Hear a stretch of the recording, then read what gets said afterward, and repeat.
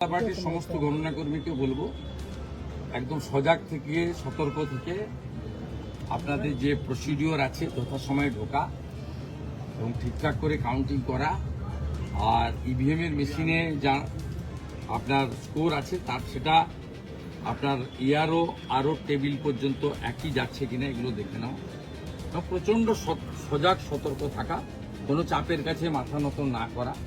আর এবারে কাউন্টিংয়ে যথেষ্ট সময় লাগবে, যেহেতু প্রত্যেকটা হলে সুপারভাইজার আছে, অবজারভার আছে এবং প্রত্যেকটা হলে স্লিপ অবজারভারদের মেলাতে বলা হয়েছে, তাই কোনো রকম গুজবে কান দেবেন না।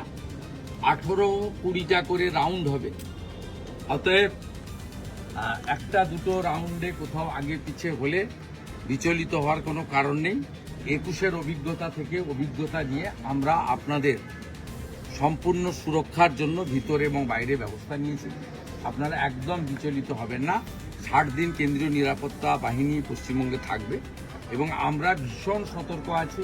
আমাদের কেন্দ্রীয় নেতারা এখানে প্রত্যেকে জেলা ওয়াইজ উপস্থিত আছেন।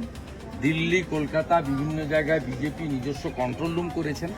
আমাদের বিচার পরিবারের লোকেরাও আছে, এমনকি সুরক্ষার জন্যও আমাদের লয়ার থেকে শুরু করে আমাদের সমস্ত লোকজন কালকে কয়েক লক্ষ লোক বাইরে আপনাদের সুরক্ষা দেওয়ার জন্য পাশে দাঁড়ানোর জন্য থাকবে। 8-10 রাউন্ডের আগে কোনো রকম বিচলিত হবেন না। যেমন আমি ভবানীপুরের ক্ষেত্রে বলি, 77 নম্বর ওয়ার্ড 3, 4, 5, 6 এই রাউন্ডে আসবে 49টা বুথ। 12টা হিন্দু বুথে আমার লিড হবে, 37টা মুসলিম বুথে মমতা ব্যানার্জির লিড হবে। বিচলিত হওয়ার কোনো কারণ নেই। 9-10 রাউন্ডের পরে দেখবেন যে লিডটা ওনার আছে মেকআপ করে আমরা অনেক ভোটে এগিয়ে।